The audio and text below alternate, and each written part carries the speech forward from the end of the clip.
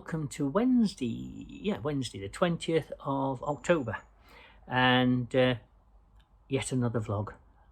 Is it vlog 66, vlog 67? I'll have to check before I start editing. Just to say a big thank you to the response we have from last week's vlog reference heating my Widebeam. And a special thank you to the lady on the marina, and I'm sorry I didn't get your name, who obviously done the maths, because she was dead chuffed to tell me that she can actually beat the price of under 11 pence an hour.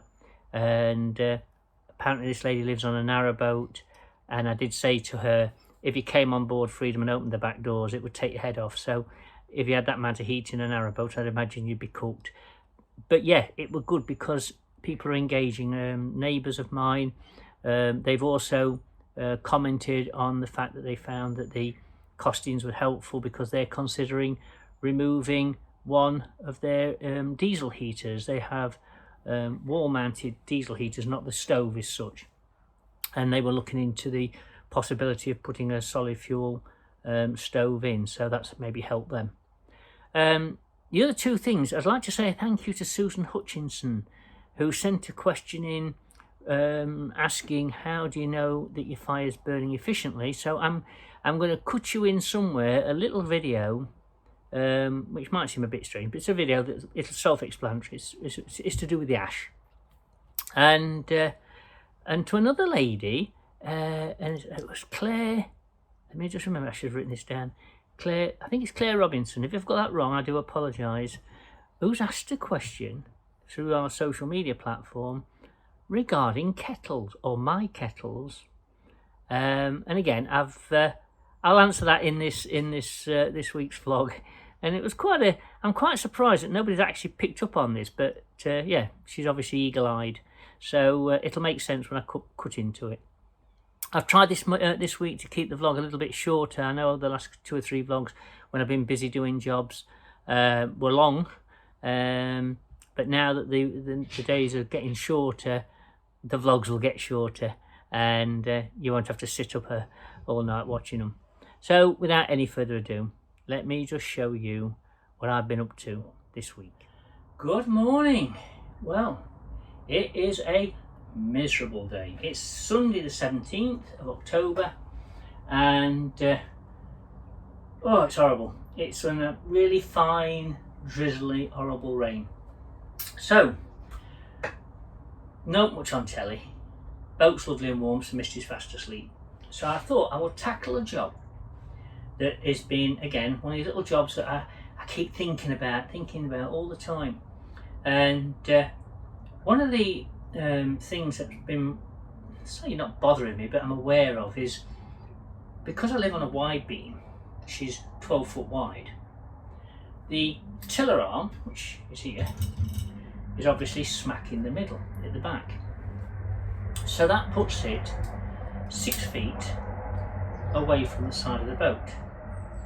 Now, because I'm going to be doing most of my adventures on my own, unless there's a lady somewhere who decides she takes a shine to a guy who does nothing but talk about cider and cooking with Coca-Cola, etc. Because I'm on my own, when I'm on what I call medium to broad canals, mainly say such as the Trent and Mersey, and the bridges I think are something like 13, 14 foot wide, and obviously Freedom's 12 foot wide. When you've got a partner on the boat with you, you can do it either by walkie-talkie or by hand signals, or just simply by shouting, but you need to be able to guide yourself accurately under a bridge. Now, you can put a stick on the middle of your boat at the front and work with the assumption that if that's in the middle of the arch of the bridge, but because there's a path under the bridge, then you've got to be offset, because obviously the path comes into the width of the canal, so it moves everything across. So my thinking is, being right-handed, I'll be steering right-handed. If I pull the tiller all the way across, rather than if I had to, or even if it's in, especially more so if it's in the straight position, I can't actually see down the side of the boat, and that's got me a bit bothered. And I thought, well, I could put cameras, but then obviously if the Wi-Fi cameras and there's no Wi-Fi, that could be an issue.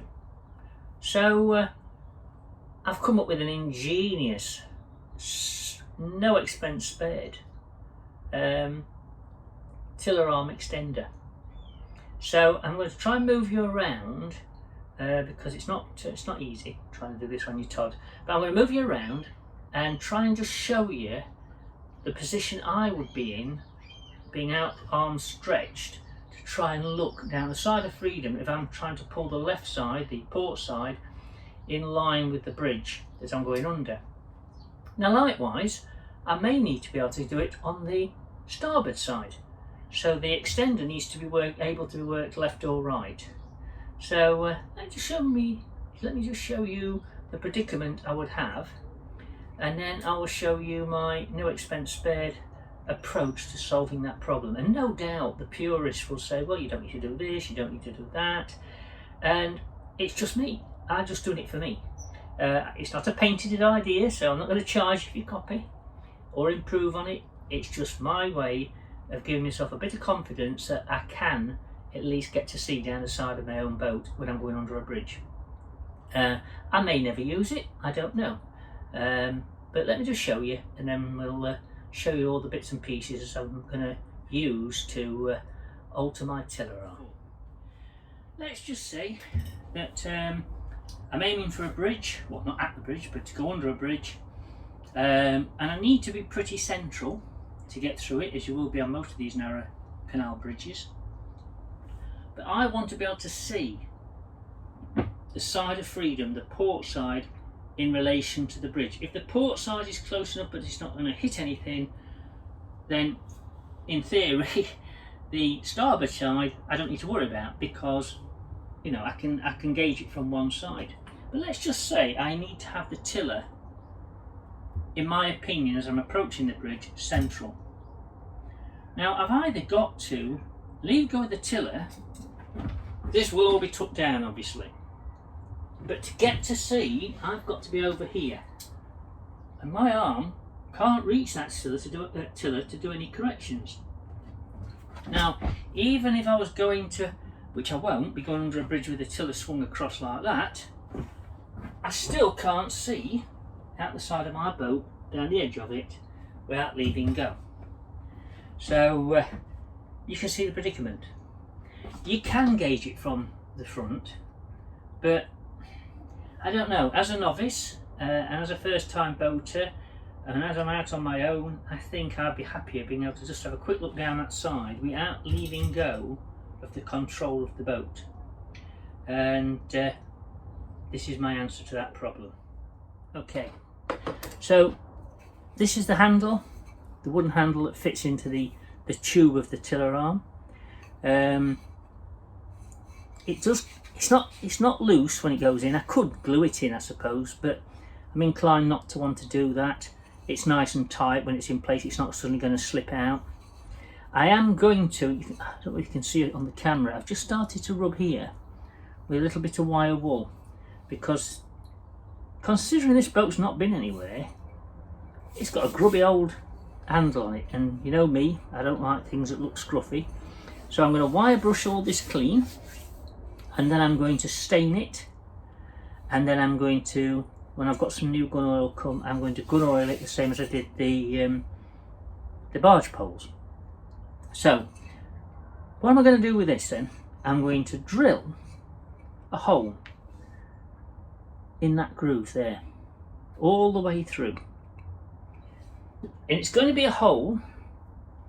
Now this is a tiller pin that fits at the rear of the tiller arm, and it connects the tiller tube to the actual arm that's on the rudder, and I'm going to use one of these to go for this hole that I'm drilling. I bought, at no expense spared, a broom handle.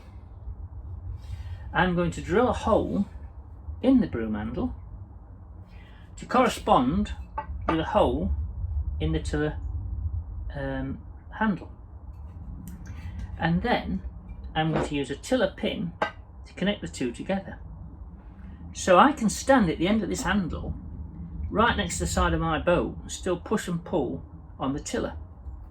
Now, you could say, well, what happens if the pin jumps out? Well, the tiller pin has a hole. Let me, camera can pick that up there, hole. All I'm going to do, if it ever happened, and it won't because it's so deep and it's heavy, I would simply put what they call a tractor R-clip. It's a little design clip that you use on tractors when they're putting bigger pins in, but you can get smaller versions of them. And it's like a letter R with a straight leg that goes straight through that hole, clips around the shaft, and then it can't pull out. I may, when the two pieces of wood are together, I may just need to put some kind of a bush on here, just to make sure that that shaft is moving nice and easily on the top. And this isn't going to be a use it all the time device. I will know before I set off on the day. If, say, I'm on the River Trent, I won't need it. The bridges are too big, the locks are big, I don't need it. If I'm on, such as say, the Trent and Mersey, I think it would be handy. So on that morning, I would just simply slot the pin in and use the actual extender when I need to. So I've got, this is a electrical, I believe it's electrical cable clamp. Now that bit there normally sticks straight up, so I've bent it. And let me just show you if I can spin you around, and I'm sorry I'm making you dizzy. Let's try and get you on this. So we'll just get you positioned. There you go.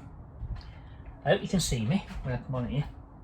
So I've bent that leg down, so I'm going to drill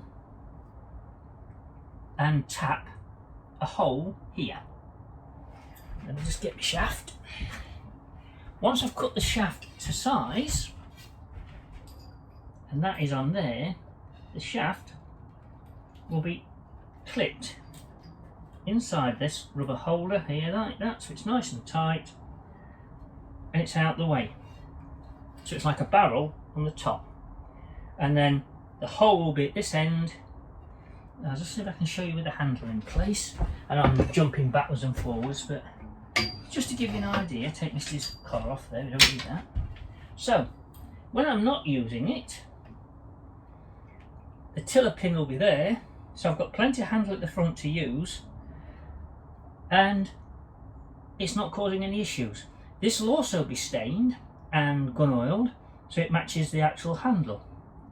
And I just think that that's got to be a nice, straightforward, simple to use system, and it'll just sit neatly on the top. It's not going to cause me any issues. I can just unclip it here, just pull it out. The rubber will stop it rubbing all the gun oil when I put that on, and I think that's going to be the answer. So how expensive is it to do this? Well, it was 90p, a staggering 90p for the little clamp I'm going to use on the end. It was £5 for this, what they class as a heavy duty brush handle, which I'm going to cut to size.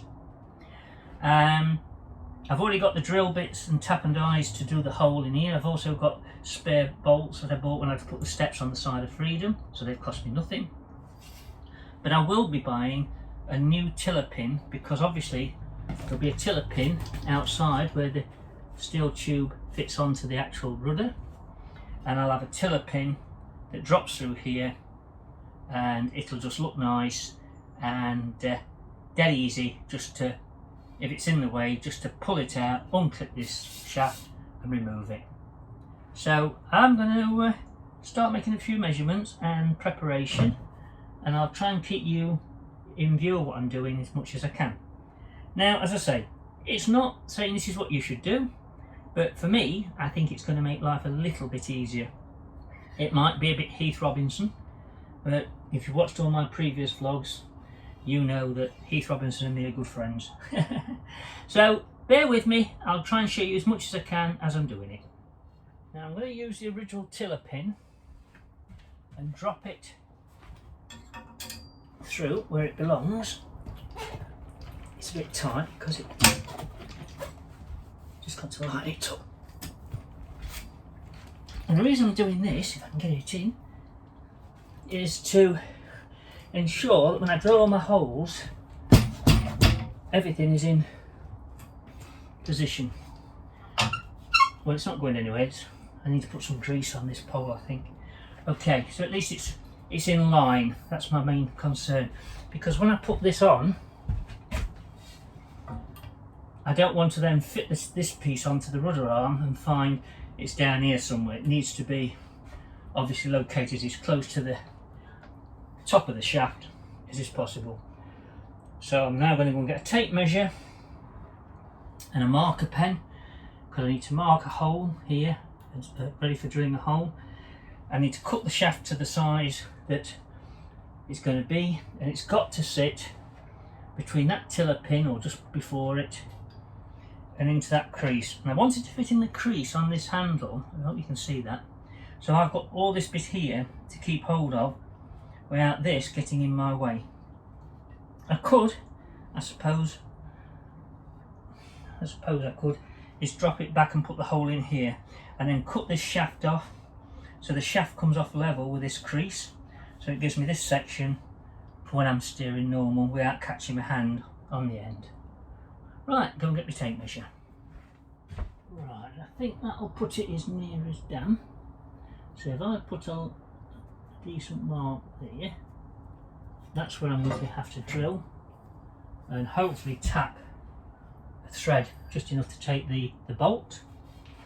So that bit I'm happy with. It's proud of the tiller pin, and I think we need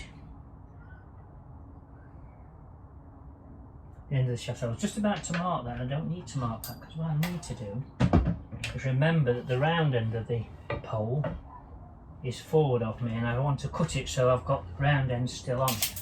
So let's get an approximate, it doesn't matter if it's a little bit. So we're going to go for 29.5 inches. So I need to measure out on there. I know you can't see what I'm doing, but I'm just measuring off the 29.5.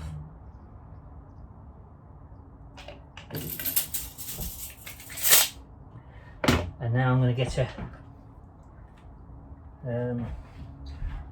I want to just put a central.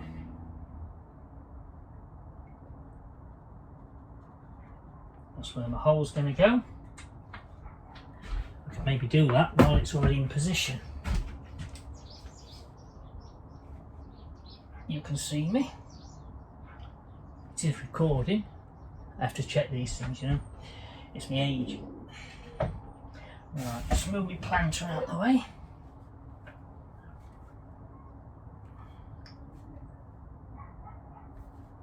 And if I do ruin this, I can buy another wooden handle, it's not major.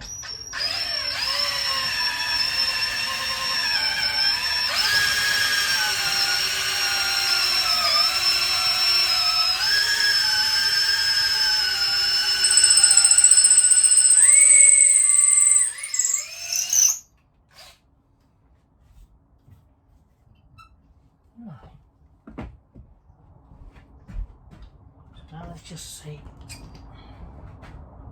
Oh yes, that fits in there lovely. So you get the idea that that's going to drop in, and then the broom handle, when I've cut it down to size with a hole in, will sit on the top of that. So let's find the saw.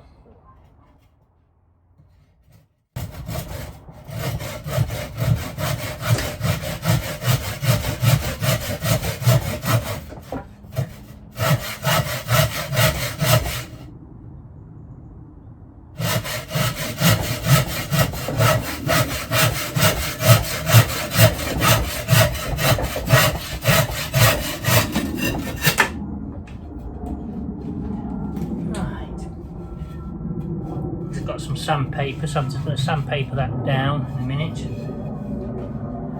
But that will be the length I need. I'm obviously going to drill this end because a bit cockeyed you are there, look. It's better. Right, so I'm going to drilled this end, because this is the end that's going to sit on top of the handle, so that when I need it and I pull it forward, the round end is the end that's going to be in my hand. So next task is to put a hole through the end of here. Don't need to be exact, because obviously any extension is going to be better than no extension.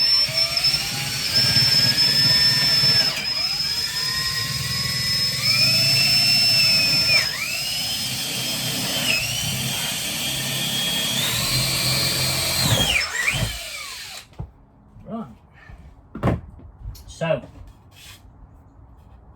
we get it all on sanding. So now we've got an extension handle, so the peg, tiller peg goes in. Obviously I'm trying to do this when it's not in position. And now I've got the movability, but I can also do that, move it backwards and forwards. And I don't think that this is going to jump out, but if it came a problem, like I said earlier, I can put a pin in there. So that is basically how it's going to be. I've still got to put the clamp on, but let me just see. I've just put a little bit of grease on there because it was a bit. That's it. Right, so that's where it needs to be. The handle will slot in there, and then that. Well, that's all right. That is.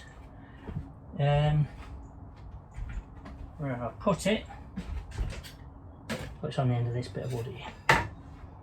So then I've just got to, I'm going to cut this piece off the top of here. I don't need that bit. So I'm going to remove the rubber, cut it slightly shorter, so the cut off end is behind the actual rubber, so it's not going to catch me and be awkward. And then this bit that I've bent is going to go right on the end, and it'll just clip it like that. And that ain't bad for an amateur. That ain't bad. And you see, I've still got room to get hold of the tiller without catching my hand on the end of this extender.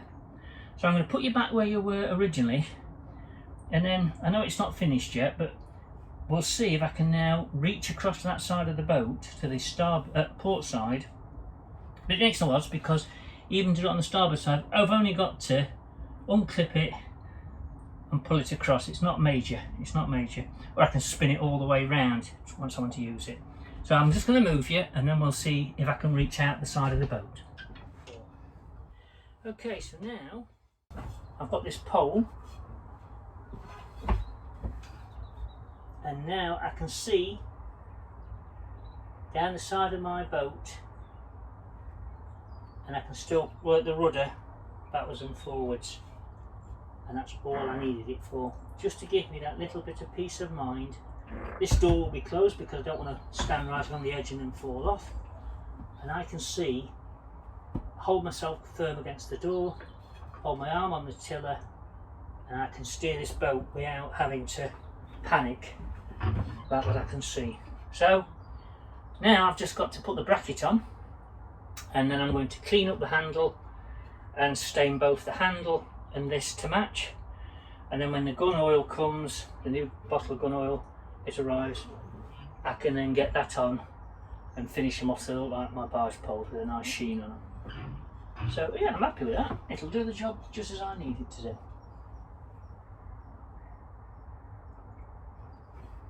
Yeah, I'm happy with that. Right, let's get this bracket fitted. Right, I'm just going to use a punch to mark where I want the drill bit to go, and hopefully it'll do exactly what it's supposed to do. So, that one out of the way. I think what we'll do, we'll put a small pilot hole in first, if I can get it, just to guide me in.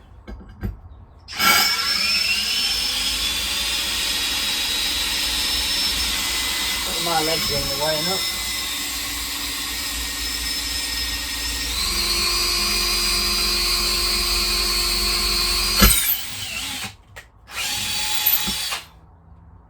Right, so I've got a pilot hole.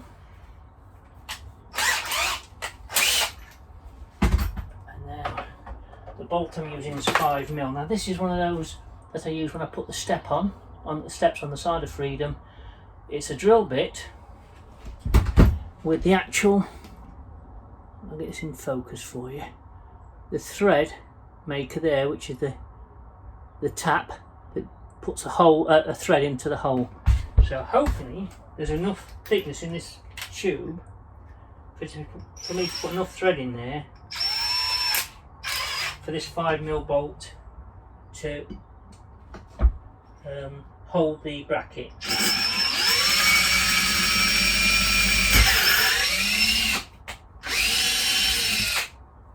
Well, it's definitely put a thread in it. So, proof of the pudding. Now, I never thought of that. Does that go through the hole?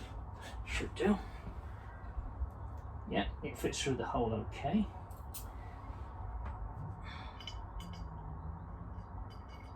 And that, I don't know if you can see,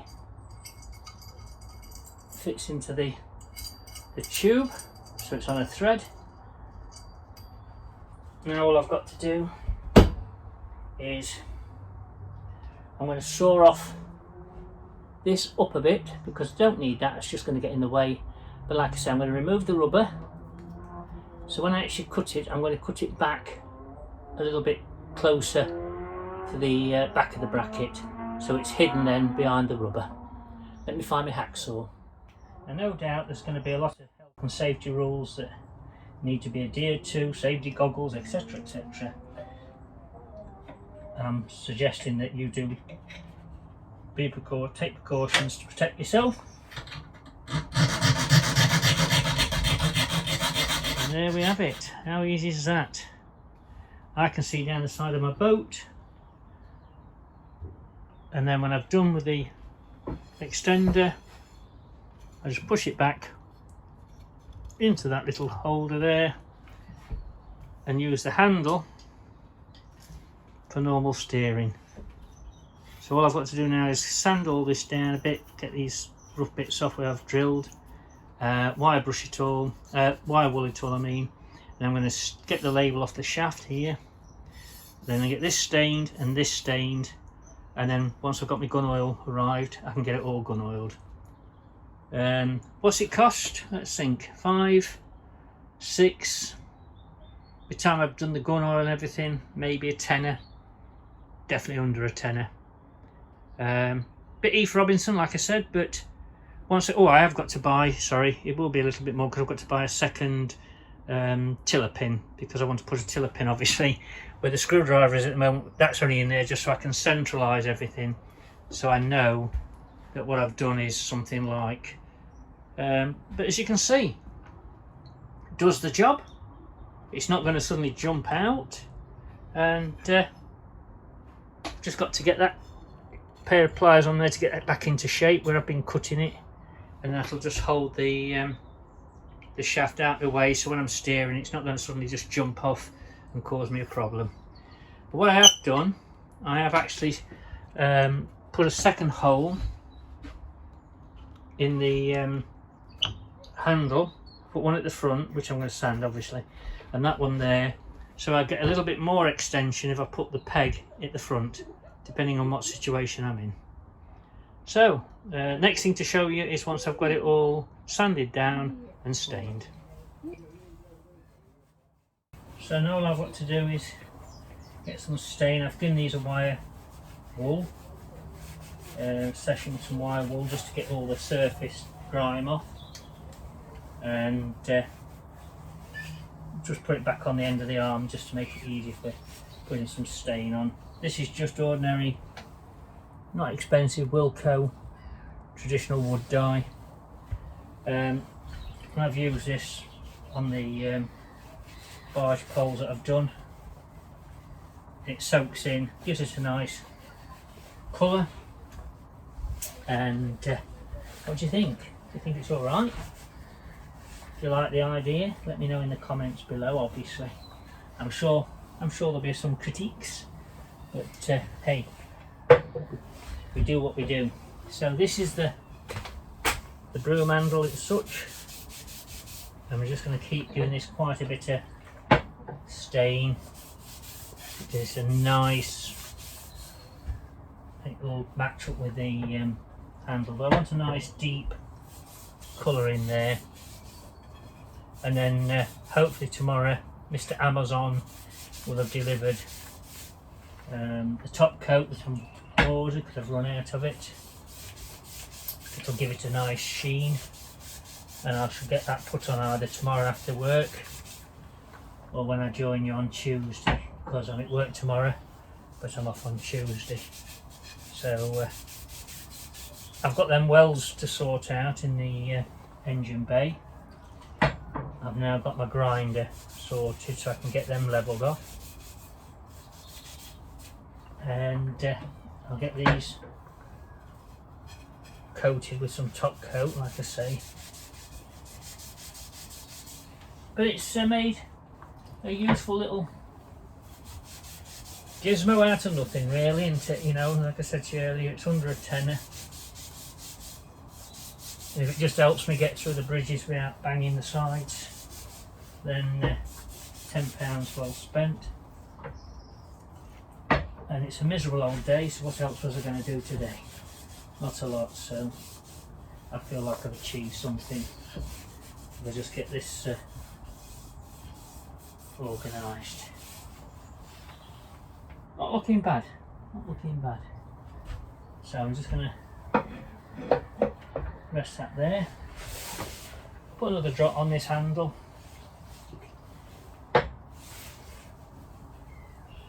I don't think you can overdose it, to be honest with you.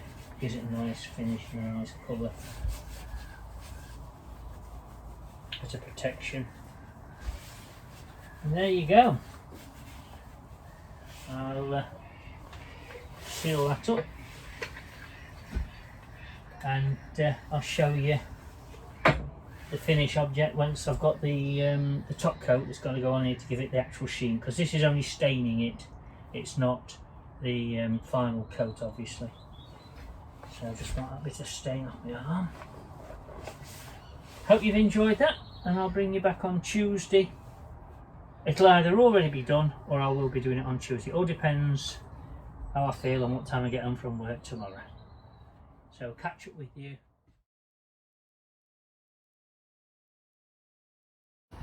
Well, here I am at the bins.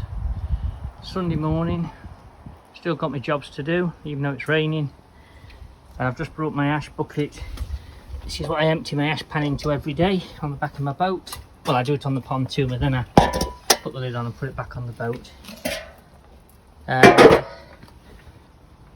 If you just have a look, you see how fine all that ash is. There's very little sediment in amongst it, as in granular. That's how you can tell when your fire's burning correctly. There's no clinker, and I'm guessing this will be put use on the land somewhere, either in the gardens here or somewhere else. But yeah, as you can see, nice and clean burn. Just thought I'd show you. Well, good morning and welcome to Tuesday, 19th of October.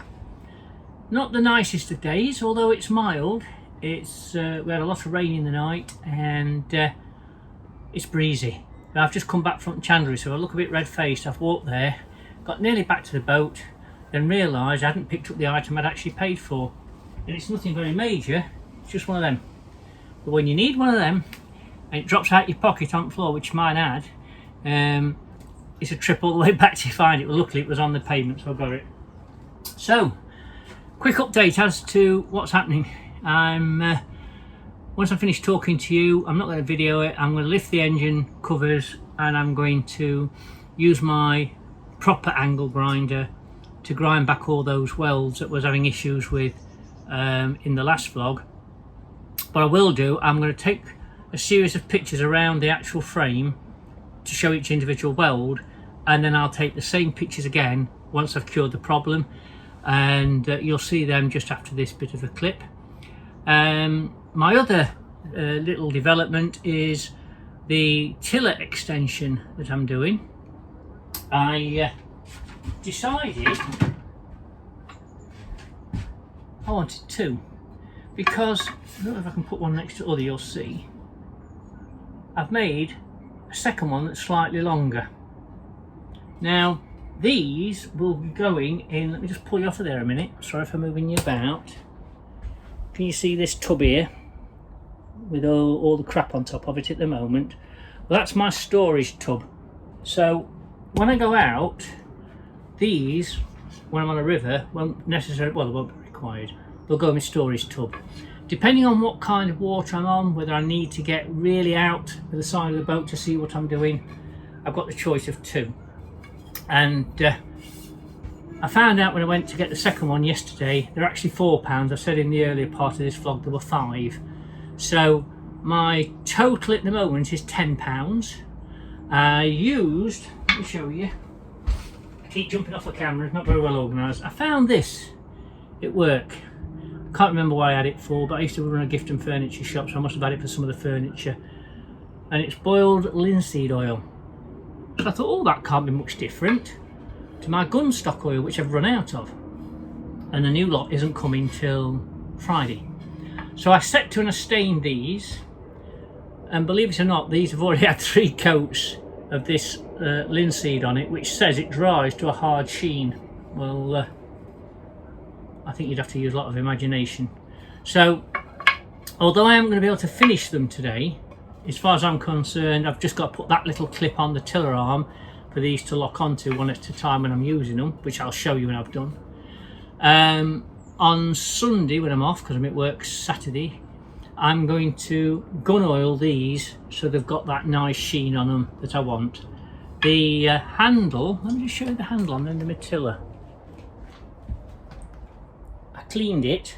Now that has had 2 coats of this linseed on, and again, not impressed with it. You know, it's okay, but I'm not impressed with it. So what I'm going to do with that, as with these, before I come to put the gun oil on them, I'm going to give them a quick and gentle wire wooling, just to scratch the surface enough that the gun stock oil will soak in and give a nice even smooth but shiny finish. So what's it cost me? Oh, with the oil now it'll have cost me £15. That's for 2. And I was going to buy a second tiller pin, but I've decided I'm not going to do that either, because if I use this longer shaft, the tiller pin that goes off the tiller rod to the actual tiller itself will be in the way. So I'm going to use a high tensile round headed coach bolt, which will fit down, so this will then sit above it when it's on that clip I've just shown you. It'll all make sense when it's done, but if I left the tiller pin there, I'm restricted to this shorter shaft. So I'm just giving myself the option, and the original tiller pin I will now use at the front of this into the handle that I've just shown you. Hope that makes a bit of sense. So I'm going to get the covers up, get this grinding done, get some photos done, and then that'll be me done for the day, because I haven't got no oil to put on these. So I'll catch up with you in a bit.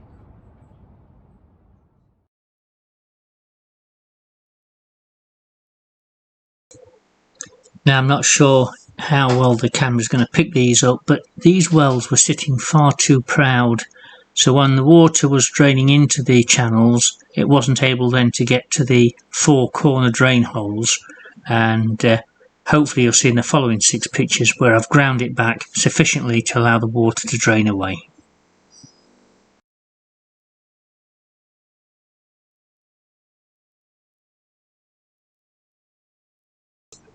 Now hopefully the camera will pick it up clear enough that you can see. I haven't had to go crazy grinding these back, but I've just put a dip in each of the welds just so it makes both sides of the channel are at the same height. All that remains now is for me to find the some paint and then just repaint over the welds.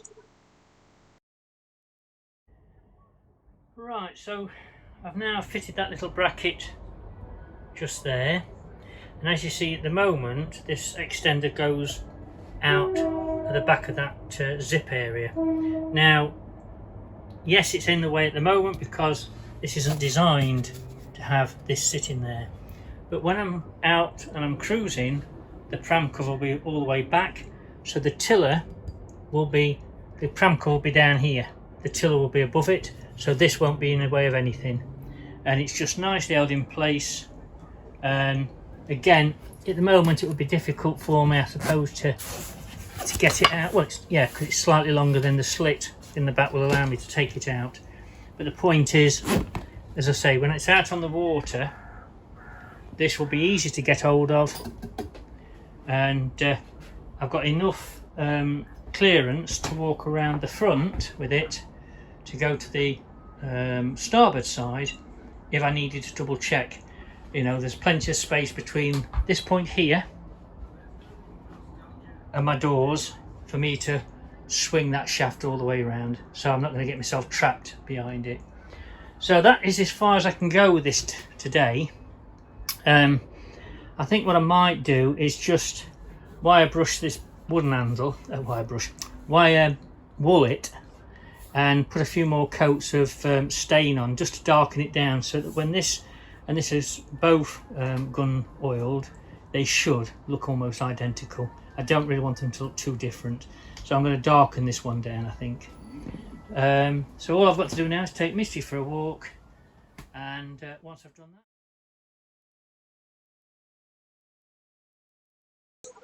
well spotted, Claire. The black kettle I use on my Morso squirrel stove, and the grey kettle is for when I use a gas ring. And I just felt that if I put the grey one on top of the Morso squirrel, I'd run the risk of getting burn marks up the side. So it's as simple as that.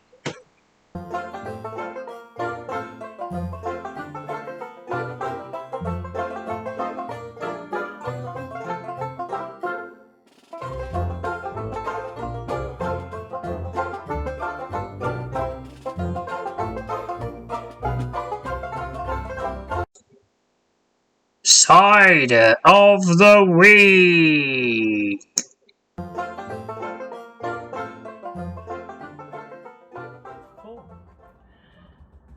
Well, it's that time of week already, and again, you're in my bedroom. I'm starting to get a bit suspicious about you wanting to keep coming into my bedroom. Don't be looking in my drawers. So it's not been as busy a week this week. I'm pleased I managed to eventually get them welds sorted out on my drainage system around the engine bay cover, and at least now I know that all four sides and the centre bar are all level with each other, so if there does ever get a situation where I'm out with the pram cover back and get caught in a really heavy downpour, the water that will go into the deck area and down around the engine bay cover will go into them channels, get into the four corners, whichever position the boat's in at the time, and get it drained off the boat, so it's not going to get into the engine area. So I'm pleased with that. I'm pleased with my tiller arm extension. I know it's a bit, like I've said all the way through, it's a bit Heath Robinson, and it's a bit an obvious thing to do, I suppose, but it was only when I actually sat and thought about it that it became obvious to me. You know, I always kept it in the back of my mind it was going to be a bit of an issue, and I'd been researching all the kind of different cameras and screens I could put on board. I still of the opinion that I will be installing above my head here on the bow area of the boat a camera which will feed either to my phone or to an iPad. It'll be on a wall mounted bracket that I can, you know, maneuver around and get it up near my face, so that when I am on the back of the boat I have actually got eyes at the front via the camera. But that's for a project in the future. I've still got plenty of time for that. So it's that time of week and it's time for a cider, and I'm actually quite ready for this one. This week I'm going to have a go, I haven't had this before, old moat cider, kiwi and lime. Now it says on it, it's established in Nelson, New Zealand. Part of the, looking on the back of the label, it's obviously part of Heineken, because it's got Heineken's details on the back. But I'm not 100% now sure. Well, it's also involved with Bulmer's cider, because it says made in the UK, HB Bulmer Limited. So Bulmer and Old Malt and Heineken obviously are all the same. It's the same setup. So what have we got? We've got a 500ml bottle. I've just picked this up in the shop on the Stillwater shop on Marina. It was, if I remember rightly, I think it was about £2.15, something like that. It's 4% volume, and say in a 500ml bottle. So, as I keep saying every week, get out of my drawers. Look at this. No, don't be looking what I've got in my sock drawer. Just definitely don't be looking in that drawer. It's kiwi and lime. So let's crack it open. And let's have it. Ooh, that smells fruity. See what it tastes like.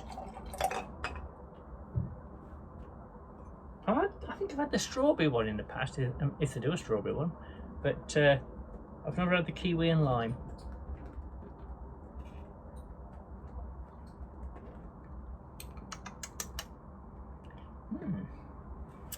It's refreshing.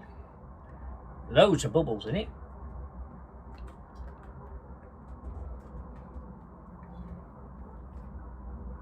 You see, that tastes really nice. And it's as if, not knocking the ones I've had from such as Aldi and B&M Bargains, what I call the non-regular names. But it would appear that when they get the more known brands blending fruits into ciders, they seem to do it so much better, because this is really a really subtle, velvety, deep flavour all the way through. It's nice.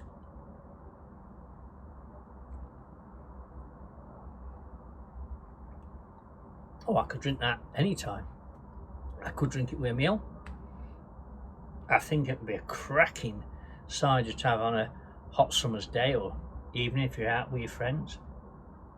And yeah, that is definitely nice. I expected it to be, because it's a brand, you know, and so far I haven't come up against a market brand that hasn't at least met with my expectations. They've maybe not been tens, but they're close to it.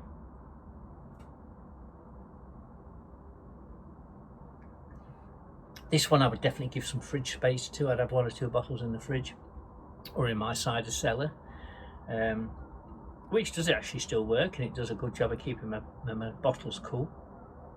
And yeah, I'd have some of this in for Christmas time. When you've got friends come onto your boat, it's just a nice social cider. Simple as that. Where would I score it? I'd say that's got to be a 9. That's got to be a 9. I like this one.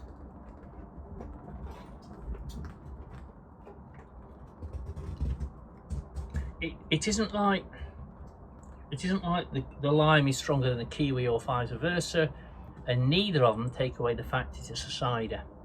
So that's what I'm on about when I say it's been well blended. So I would suggest, when you're next in your supermarket or at your local shop, grab a bottle of that, get it nice and icy cold. Will you get out of my drawer? You see, I invite you into my bedroom and all you're doing is looking at my sock drawer. And don't go in that one. Yeah, it's kiwi and lime. Really nice. Expect to pay a couple of pounds for a bottle. Just buy the one, see what you think. And then I'm pretty sure you'll be buying a few more and put them in the fridge. So, all that remains is for me to say thank you for watching. Thank you for supporting the channel.